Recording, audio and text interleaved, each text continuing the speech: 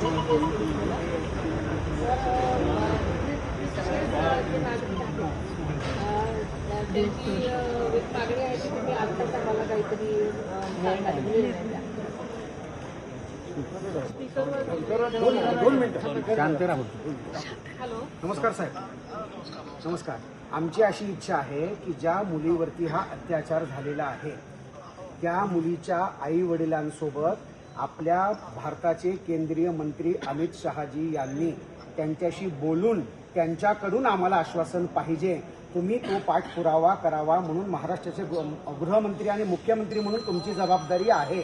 म्हणून आम्ही तुमच्याकडे त्याच दृष्टीने बघत आहोत. आज त्या मुलीचे आई बाबा मेल्यासारखे आहेत साहेब, आम्हाला तुमच्यावर विश्वास आणि आहे. आम्हाला तुमच्यावरती पूर्ण विश्वास आहे.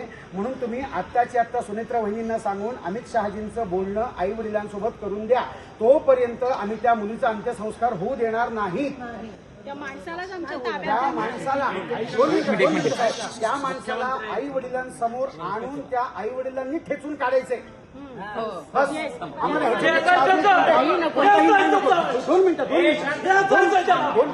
दोन मिनिटं साहेब आणि 2 मिनिटं मला सांगा. फास्ट ट्रॅक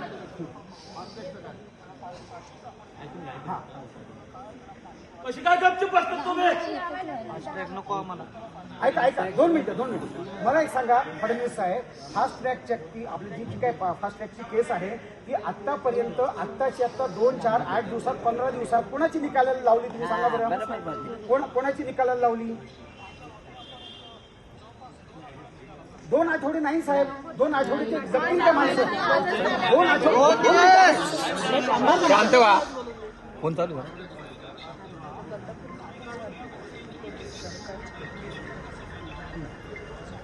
बरं ऐका.